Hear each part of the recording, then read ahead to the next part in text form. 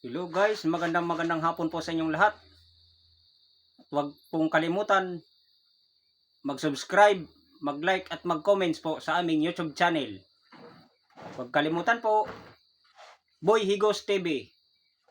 Since guys, umpisa na po natin ang pagpapaliwanag para po sa una nating video. Mayroon po kasi pong nag-comments kung paano po ginawa yung lattice. So ang mas maganda po niyan guys, ipapaliwanag ko po sa inyo lahat.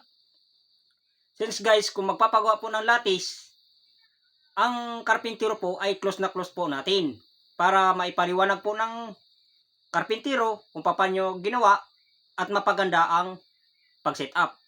Kaya ang ginawa po guys ng karpintero, so since sila po ang nag-set up at gumawa po ng lattice na pininturan po natin, dating na pinapakita ko po sa inyo sa Facebook page, na ginawa po natin na varnish.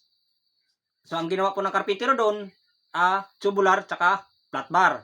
Since ganun po ang ginawa, kinabit nila para po doon sa lattice. So ang ginawa po natin doon guys, pinasadaan po natin ng liha para kumapit po yung primer po natin. Since ang ginamit ko po doon na primer ay epoxy primer. Since nag-epoxy primer na po tayo guys, inantay po natin ng 24 hours na tumuyo. Saka po natin pinasadahan ng liha, saka po tayo nagpundo ng base.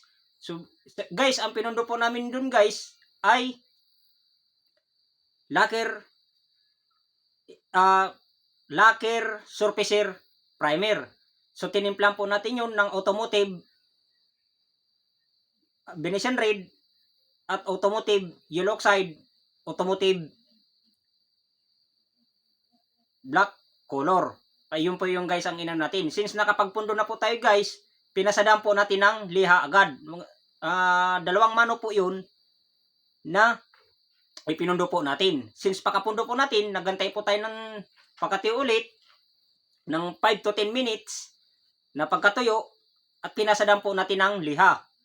So pagkatapos po ng pagliliha ng 120 or 240, kasi hindi na po ganong magaspang at makinis na po naman po yun, so nag-stain po tayo. Depende naman po sa inyo guys kung ang gagamitin nyo ay wood stain or latex color. So ang ginamit ko po kasi guys ay wood stain. So sa pag-apply naman po ng wood stain, since pinunasan ko na po yun ng wood stain, inantay ko po ng 10 minutes bago po ako nag-haspi. Kasi mas maganda pong mag-haspi ng wood stain kapag patuyo na po para makita po ang haspi ng pagkakahoy. So ang ginawa po natin doon guys ay nag-haspi. Hinaspihan po natin ng wood stain. Since pagkatapos po noon guys, saka po natin inipit ng sanding sealer na may oil tinting burn amber. Hinalo po natin yun sa sealer na may lacquer thinner. Depende naman po sa inyo guys kung sa pagbugay nyo po ay dandahan. Kasi nakadepende po yan guys sa control ng pagbubuga ng kamay. Since ang ginawa ko po doon guys ay hinapyaw-hapyawan ko na lang para magmukhang kahoy. So pagkatapos po nyo guys, saka po natin inipit ng sanding sealer. Pagka-sanding sealer po guys, saka po natin pinasadahan po ng 330 or 240. Pasada liha lang po yun guys. Pagkapasada po liha guys,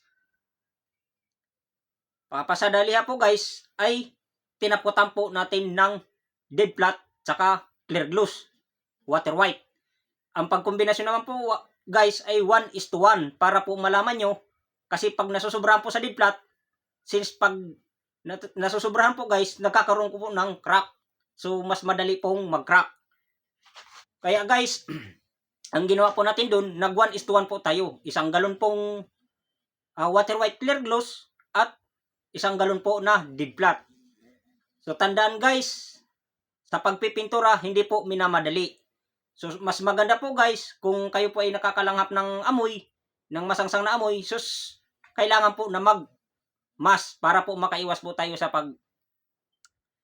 pagkakasakit. So guys, ang advice po sa amin guys, lalo nga sa tulad ko na nagpipintura, advice po yan ng doktor na mag-inom lagi ng tubig, mag-inom po ng vitamin C, huwag po maninigarilyo, at huwag pong mag-inom ng alak. So depende naman po yan guys sa inyo. Pero naman po sa advice naman po ng doktor sa akin, yun po ang ginagawa ko. Kasi yun po ay kailangan po talaga na protektahan ang ating baga. So guys, hanggang dito na lang po guys.